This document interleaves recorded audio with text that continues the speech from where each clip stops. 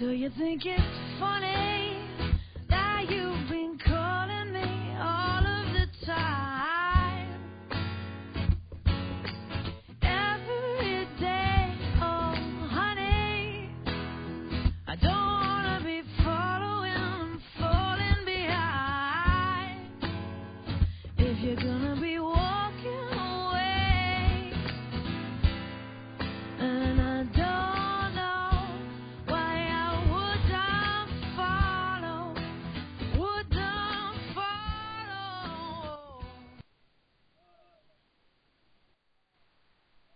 Yo, what's up guys, this is Stalish and this is gonna be the in-game VOD of the Turn vs. Zerg 14 Command Center build.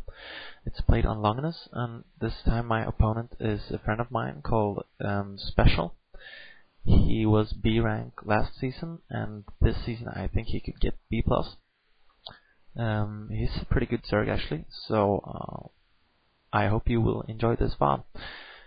I'm gonna do the 14cc build as I explained in the build order VOD, and my main purpose of this build is to force the Zerg into overextending himself into taking a faster third expansion than usual, because he feels that he has to get an advantage somehow, and usually Zergs do that by either taking a really fast third expansion, or they can do some sort of a rush build. I've actually even faced like a 2-hatchery Hydralisk all-in build, but I think this build actually denies most builds that Zerg can do, because you will get those early Marines and Firebats and Medics, and if he does an early Hydralisk push, you can for example just add a bunker and you will have Stim Pack, Marine, Medic really fast.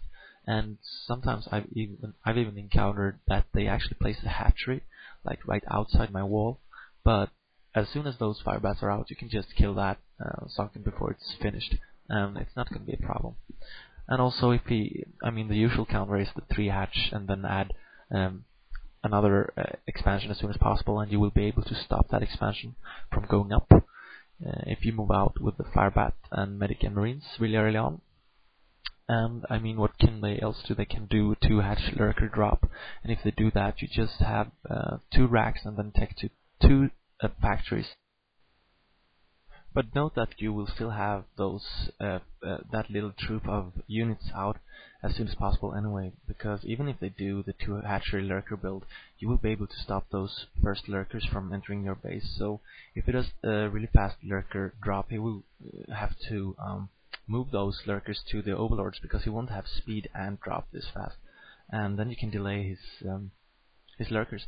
And if he somehow sneak by and borrow and attacks those supply depots there, you're gonna have a little troop in your main when they get to your base, and also you're gonna have, if your initial troop has survived but they somehow sneaked past them or something, then you can attack from 2 sides, and that is really good when flanking lurkers. So this build is actually pretty good against anything that the Zerg can do against you. Of course, the 4 pool is gonna be a little bit hard, because most players don't 4 pool anyway. So if they 4 pool and you do this build order, I think you're gonna lose. But if they do 9 pool and 9 pool speed or 12 hatch or whatever, this build is really good. So what you want to think about here in the beginning is your initial scouting SV. You really have to keep that SV alive, so you can see if he's doing a 2-hatchery tech or a 3-hatchery tech. Sometimes if you scout him on the second try, he's gonna be able to have like 4 or even 6 links when you arrive at his base, and then you really have to micro that SV hard, because you really want to know if he does a 2-hatch or a 3-hatch build, because that's really important when you time your concept stations. Anyway, at the same time as your Firebats are gonna finish, you can add your 3rd racks and then also add an eBay. I'm not really playing that good this game, because I was actually really tired, and I felt that my hands were fast, but my mind wasn't really fast. So I bought a couple of Red Bulls, and I'm gonna try record some more VODs soon. But I think it's still fairly representable for this strategy. So what I scouted here with my SV was actually that he did 3 hatchery build. But even if he does 3 hatchery build, that usually means that he will place a 4th hatchery somewhere to take a really early expansion. So really, when you move out with that first initial troop, also move out an SV, and as you can see here, I scout with this SV, and also you can see on the minimap I have the first SV still alive, scouting as well, so I'm always scouting all expansions here, because I really don't want him to have that 3rd expansion up, because that's going to be really good for him, especially if he can get 2 extra gas there. Longness expansion has 2 gases, as you all know, so what I did here was that I actually moved out much earlier than he thought, and my strategy worked out the way I had planned, and now I'm able to take down his 3rd, and from there I'm at an advantageous position, or whatever, however you say it in English. So this is actually what this build is all about. You're going to be able to pressure him and hopefully kill an expansion before his mules are out, and then when the range are finished in my academy, I can start adding combat stations. So it might feel late, the combat stations might feel like they come up late, but it's actually really good, because you're going to be able to have as much SVs as possible before those are up, and still they are going to be up at about 6 minutes and 40 seconds plus.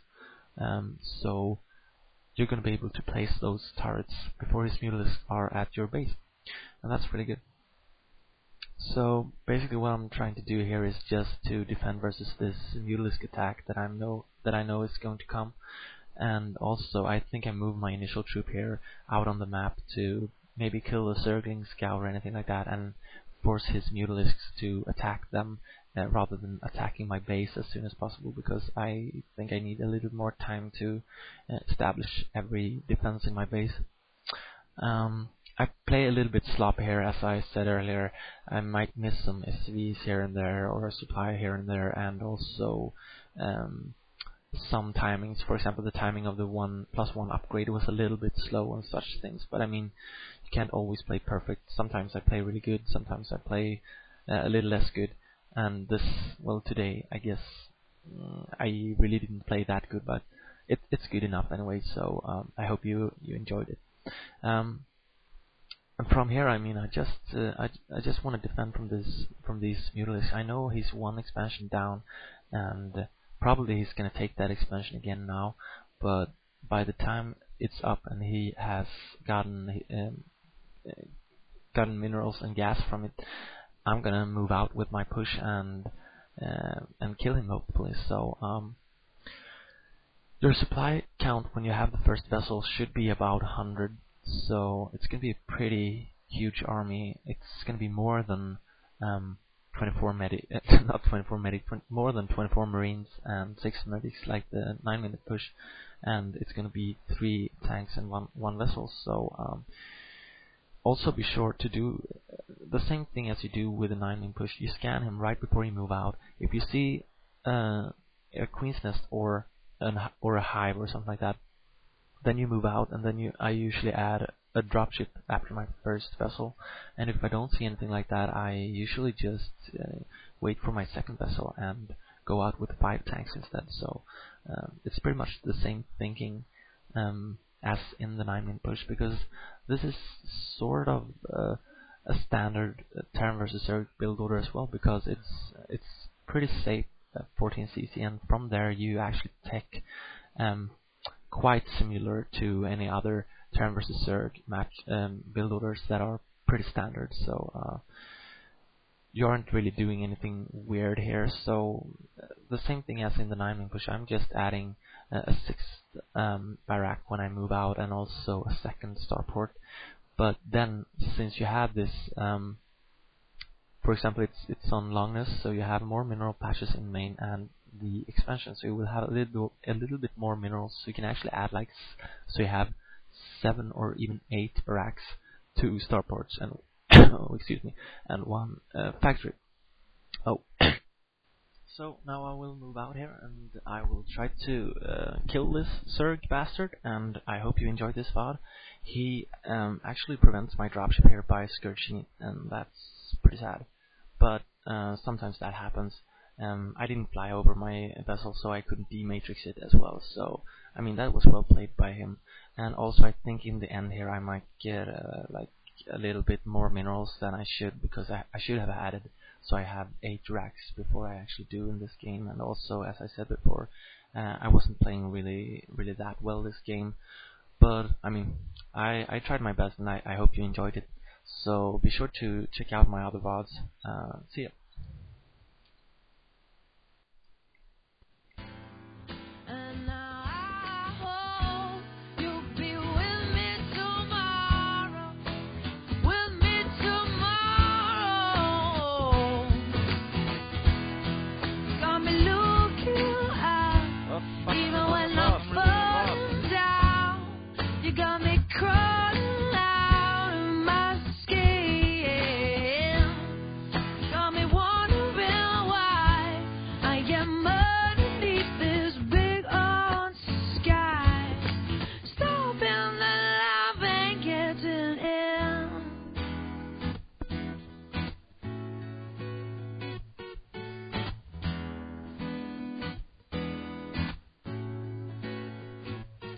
Well, I'm